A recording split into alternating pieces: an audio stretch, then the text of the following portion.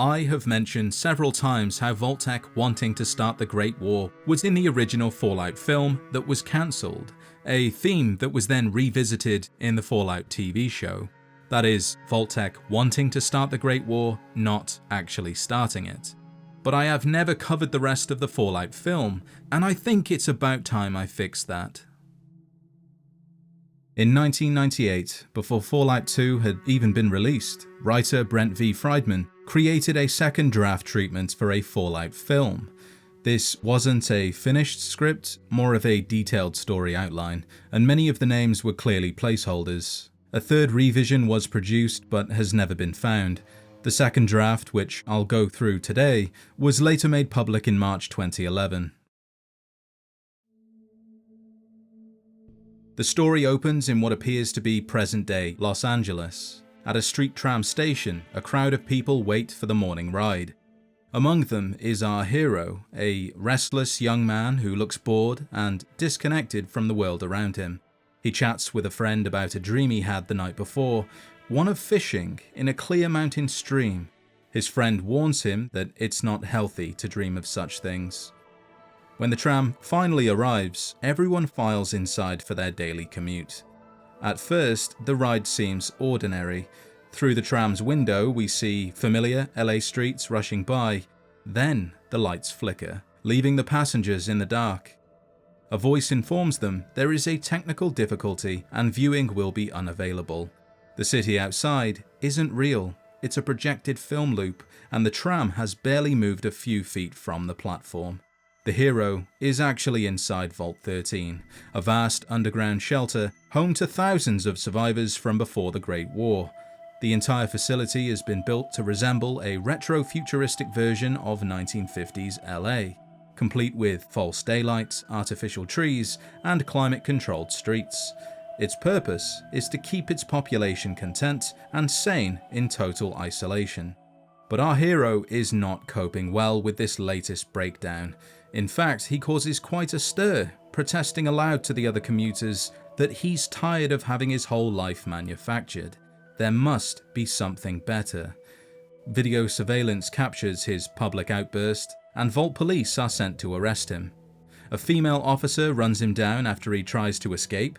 The hero knows the vault inside out, using passageways most dwellers don't even think about. But it doesn't take her long to cut him off and tackle him to the ground, something she's wanted to do for quite some time, as she's grown tired of the hero's public rants. This wasn't his first, and it won't be his last. To her disappointment, her superiors instruct her to let him go. Later in the day, the hero is at his prestigious job as Assistant Vault Supervisor, working on supply inventory. While doing his job, he inspects the Vault's G.E.C.K, the Garden of Eden creation kit, a miraculous one-shot terraforming device to be used by the Vault dwellers upon eventual emergence onto the surface. Every day, he watches an old promo tape about it, dreaming of using it himself. But then he discovers something serious. The Vault's water purification chip is broken, and the backups are all gone. There's only a week of water left before the Vault runs dry, and chaos ensues. The hero takes this discovery to his boss, who's also his father, and the man praises the hero for his sharp mind, but also scorns him for the scene he caused during the morning commute. He's seen videotape of the tram incident, so there's no denying it, and his father warns him to stop disturbing the peace, as one day there will come a time where he won't be able to help.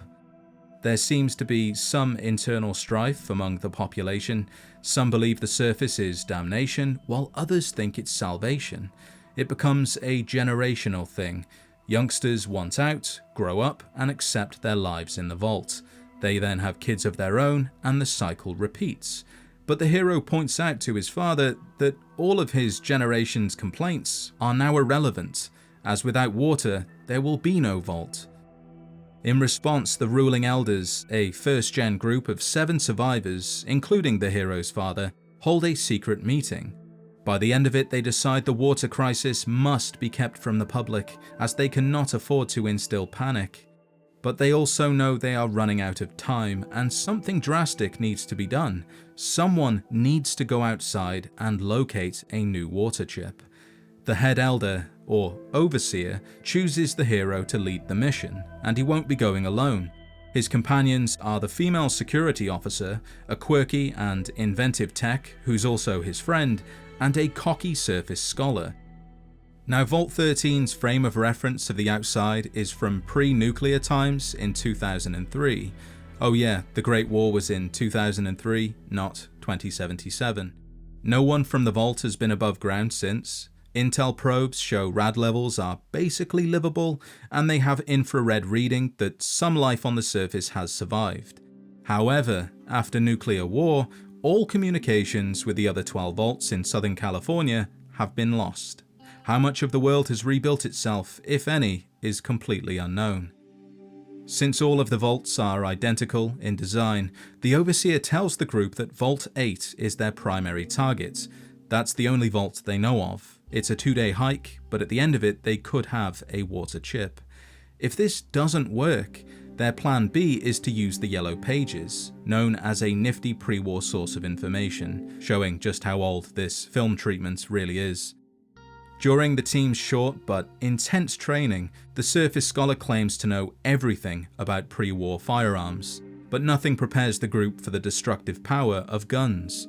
When our hero proves to be uncomfortable with weapons, the surface scholar makes a hostile bid for leader position.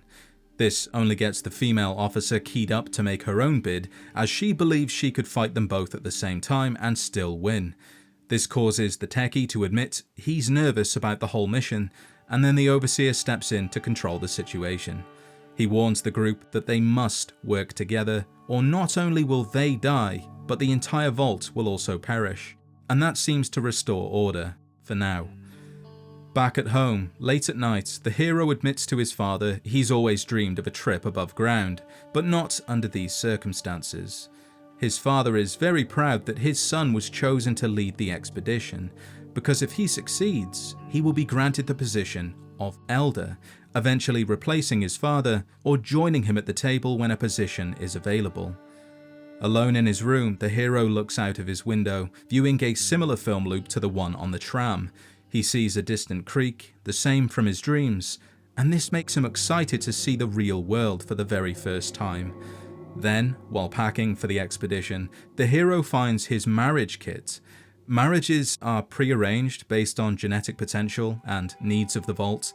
Among the kit is a picture of his intended or future wife, and he asks his father if he can say goodbye to her, just in case he doesn't return, but his father says no. Nevertheless, the hero slips away later that night to bid a secret farewell.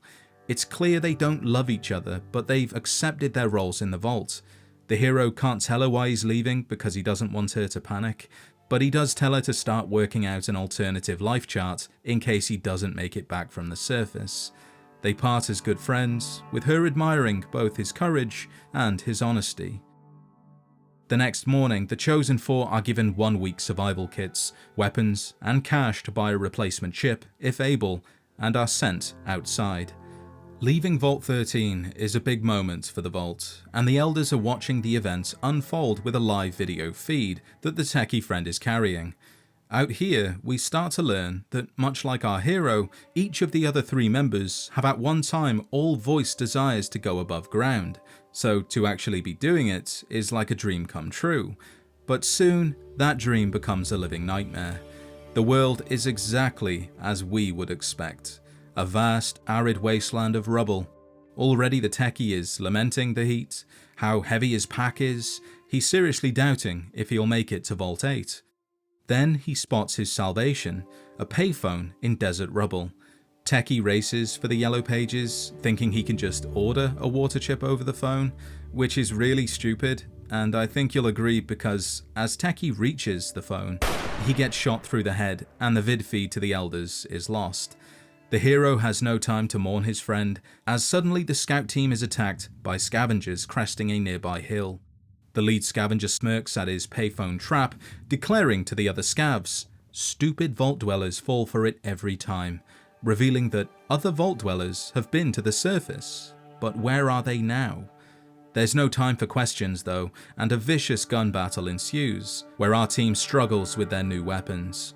The biggest problem is that our team's single-shot weapons are vastly inferior to the scavengers' automatic ones. Hiding amongst the rubble, Hero and Scholar disagree over their course of action. Scholar wants to attack the scavengers, while the Hero insists that they stay focused and proceed to Vault 8. The officer has the deciding vote, and she backs the Hero, but only because she doesn't trust them to pull their weight in a firefight. So they slip away, leaving Techie's body behind. The trek through the wasteland is harrowing, to say the least. Searing heat is cooking them inside their suits, and their water supply has nearly evaporated.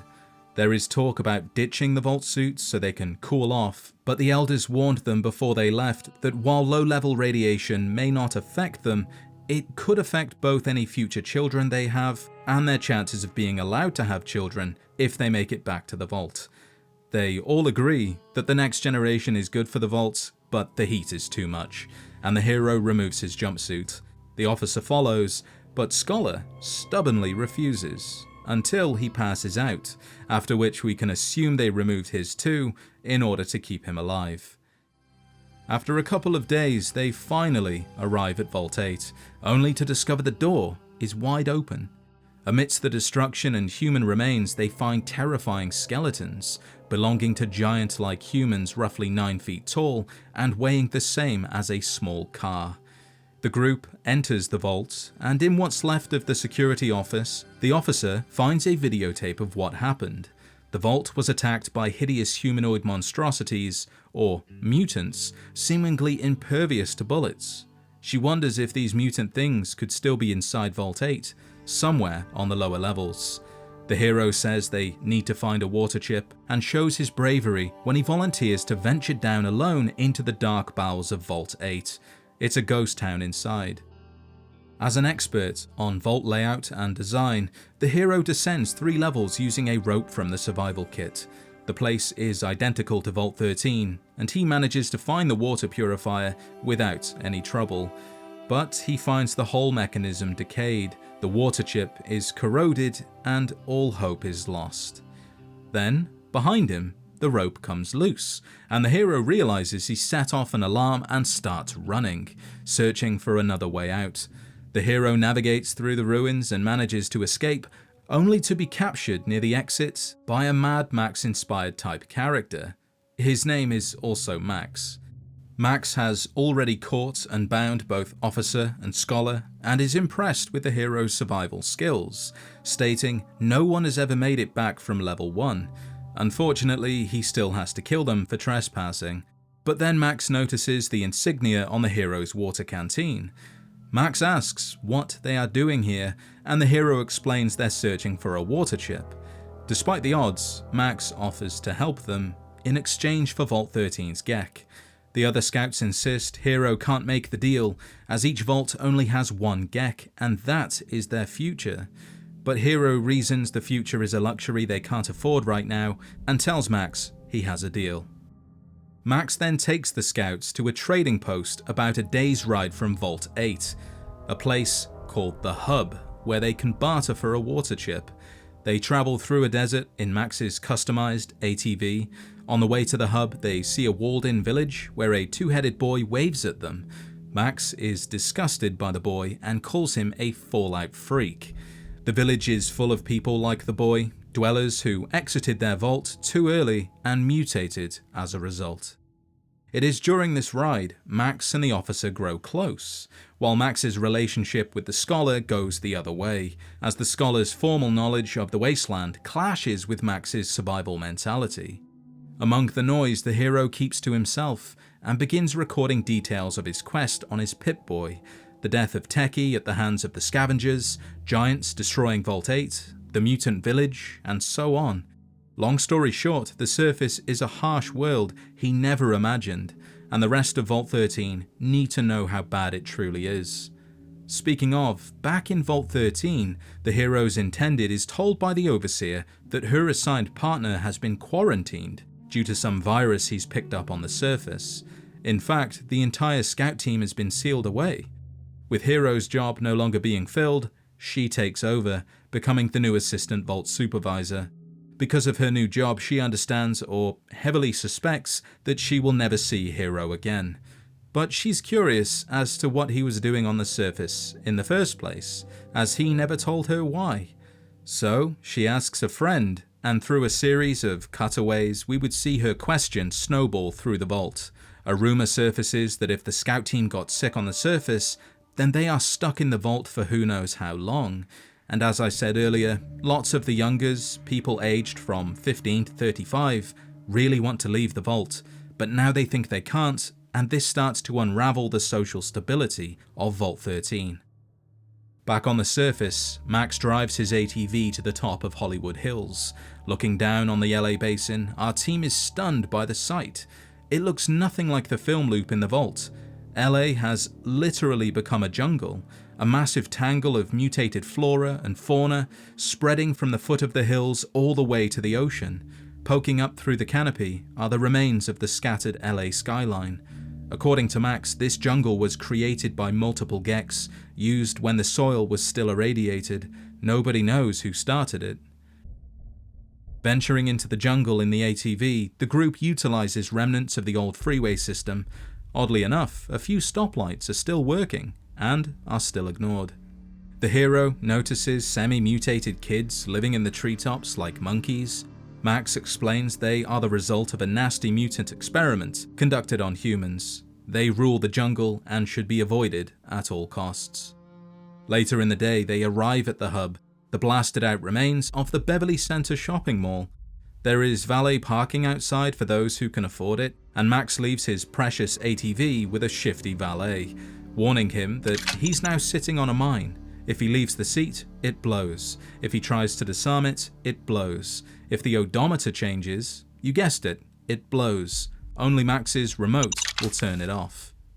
Inside the hub, each store is now a trader's stall where tools, supplies, and even human slaves are traded. Our team is forced, like every other shopper, to check their weapons at the door.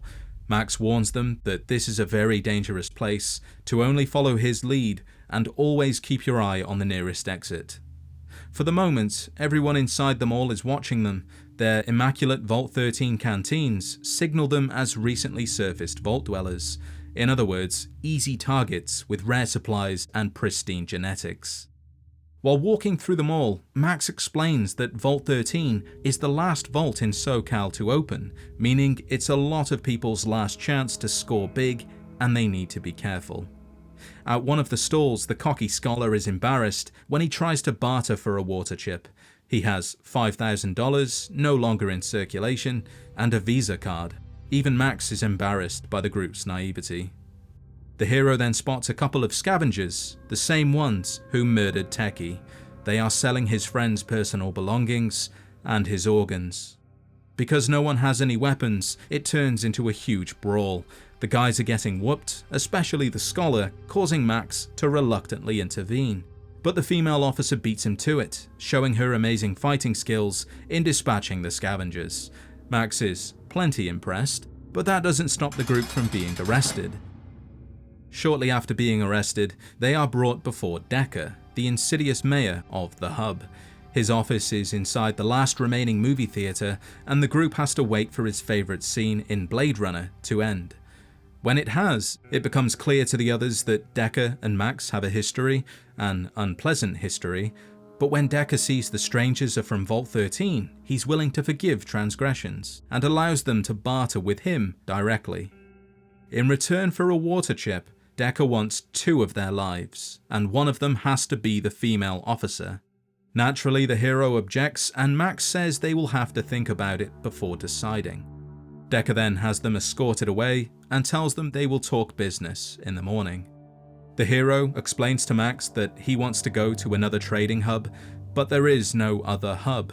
Of course, there's rumors of others existing out there, but no one has ever seen them, and Max only has enough fuel to get them from Vault 8 to this hub and back, so this is as good as it gets. Max, being the cold, pragmatic man that he is, tells the hero and scholar to either take the deal or take a hike. In the morning, they can draw straws to see who gives themselves up for the good of the vault. Weren't they volunteering their lives when they left the vault anyway? So how was this any different? With time to spare, the group goes to Decker's private club. Max buys our trio some drinks and tells them to loosen up. The dinner specials include coyote stew, grilled gecko, and an assortment of other exotic food. After dinner, Scholar unwisely partakes in the various female desserts on offer. While Hero is tempted by the semi-mutated women all trying to get their hands on his pristine bodily fluids, he spends his time alone, continuing his Pip-Boy chronicle, before contemplating the trio's dire predicament. Just then, an ancient, self-proclaimed historian approaches the hero, wanting to know all the details of Vault 13. It turns out the historian is writing the definitive book on World War III, and Vault 13 is the final chapter. The historian explains to Hero that each vault was populated by upper-middle-class families, buying the equivalent of timeshares in the future. The hero asks how the war started, and is shocked to learn that it wasn't China, North Korea, or India that fired the first strike. The first nuclear bomb was launched by the creator of the vaults, a zealot businessman who wanted to fulfill his own prophecy of world annihilation. The first bomb triggered a panic chain reaction among other countries, leading to a 4-hour-long World War III. While the hero is learning history, Max and the officer share a private room in the club. You can imagine what they got up to, but before they do, Max shares his backstory. He was born inside Vault 8. They had peace and tranquility for many years, until mutants attacked. The vault was ruined and many of the dwellers were either taken or killed. The survivors left Vault 8, taking their G.E.C.K to start a new life. But it wasn't long until his father was killed by scavengers, and the G.E.C.K was stolen. The dwellers fell to pieces after that, and Max was sold as a slave to Decker. Over time, Max helped Decker build the hub. After earning his trust, Max escaped, returning to Vault 8, where he's been surviving ever since. It's been decades since the vault was destroyed, but Max has always dreamed of living out his father's wish of using a G.E.C.K to build a safe place for vault dwellers to live. During the night, the hub is attacked by mutants. Max urges the hero and the officer to flee. Mutants can't be stopped by bullets, so they must run away in order to survive. But the hero doesn't want to leave Scholar behind, who's still busy with the semi-mutated women. Max admires Hero's loyalty, but suggests a good leader can make tough decisions for the betterment of the group, and this is one of them. Luckily, the hero doesn't have to decide, as Scholar appears moments later, saying he's found a way out. Max is skeptical, but he follows them directly into an ambush, where Decker is waiting with a gang of mutants. It turns out Scholar has sold them out, offering both the hero and the officer to Decker in exchange for a couple of water chips and a stockpile of automatic weapons. Scholar's seen the future, and he knows what the vault needs most: spare water chips and better firepower. It's clear to the group that Decker is in league with the mutants, and they are the ones with a real interest in the vault dwellers. Without warning, Max pulls a gun on the female officer and tells the mutants if they want her alive, they can have her, but only once he gets a G.E.C.K. Everyone is shocked by this betrayal. Decker refuses to be cut out of the deal, telling Max that he can never trade at the hub again. But Max doesn't plan to, and shoots Decker in the heart, instantly ending his life. With Decker out of the deal, Max believes he's the one in charge. But the mutants want more than 3 humans for a G.E.C.K. They want the location of Vault 13, and Max agrees to give it to them, but only when he has both a G.E.C.K and safe passage back to his ATV. The mutants agree to the terms, and the 3 vault dwellers are taken away by the mutants, who inhabit the vast underground parking lots and tunnels beneath the shopping centre. Nearby, in the remnants of an old hospital, hero, officer, and Scholar are made captive in a medical lab holding cell. Scholar rationalizes his traitorous decision, claiming it was for the good of the vault, and in a way, it was. Even so, he's still sorry, and when the mutants return, he volunteers to go first. However, upon being tortured, he quickly surrenders Vault 13's location. Hero and officer watch in horror as Scholar is prepared to be dipped in the forced evolutionary virus, or FEV. The Master is the one doing the dipping, the leader of the mutants. It turns out, the Master could not afford to buy into a vault, so he created FEV to adapt Fallout survivors like himself to hostile radiation conditions. The formula worked, and superhuman side effects were a pleasant surprise. But we also learn that mutants are sterile and need humans to sustain their numbers. This is why the Master turned the LA basin into a jungle with a bunch of stolen G.E.Ks from the other vaults. LA is just a cattle field for humans, an inviting oasis amidst the wasteland. Before now, the Master had been testing all sorts of genetic combinations, and our heroes represent his last chance at creating fertile bloodlines. In other words, a mutated Adam and Eve, the beginning of his Master race. Meanwhile, Max is led to a huge warehouse filled with everything the mutants have pillaged over the years, and is given a G.E.C.K. However, it's defective. The mutants don't care, they already have Vault 13's location from Scholar. Feeling the deal wasn't honoured, Max takes matters into his own hands, and uses some of the amazing weaponry in the warehouse to overpower the mutants. Back in the hospital, Hero and Officer are dangling above vats of FEV. Max bursts in using a turbo plasma rifle and rescues them at the last second. According to Max, this was his plan all along. It's difficult to trust him, but to prove his loyalty, Max hands over a water chip also taken from the warehouse, which Hero accepts, and for now, they're back on good terms. Max then destroys the vats with explosives, but Scholar has already been dipped and can't be saved, so they leave him behind. As mutants close in, the group blasts their way out of the underground labyrinth using more explosives. Many tunnels collapse, and they escape. However, the Master is still alive, and he tells Scholar, who's quickly becoming a mutant, not to worry, as he has a cunning plan. Back on the surface, the terrified valet is still keeping Max's seat nice and warm, but as they race out of the jungle, mutants driving their own vehicles follow in hot pursuit. A lethal, high-speed car chase ensues on the twisted remains of the freeway system, with mutants waiting at every turn. Amazingly, the mutants seem to give up the chase as the ATV reaches the edge of the LA basin. Our heroes finally make it back to Vault 13. Understandably, the hero and the officer believe they are saviors, but when communication is initiated with the vault interior, the overseer rejects their re-entry. And that is when the truth is revealed. The whole time, Vault 13 hasn't had a water crisis. The water chip wasn't broken, and even if it was, they have several spares. This quest wasn't about finding a water chip, but about purifying the Vault's collective conscious. While this was the Overseer's plan, it wasn't what the rest of the Elders knew of or wanted, and they were outraged, especially the hero's father. While the trio is trapped outside, the Master and an army of mutants led by the Scholar mutant arrive at Vault 13. Max, the hero, and the officer fend them off using weapons from the warehouse, and they do their best, but it's a lost cause. The mutants are advancing. Until the hero's intended opens the vault door. The Overseer orders her to stop, but she won't. She wants to save the hero. And in retaliation, the Overseer kills her for the good of the vault. But not all is lost, because the hero's father finishes what she started and lets the trio back inside. And there they challenge the Overseer's authority and implore the other elders to help him arm the populace. The vault door is wide open and dozens of mutants are on their way inside. The vault dwellers are using their best weapons at this point. They have no other choice but to do so, and they do a pretty good job at fighting them off.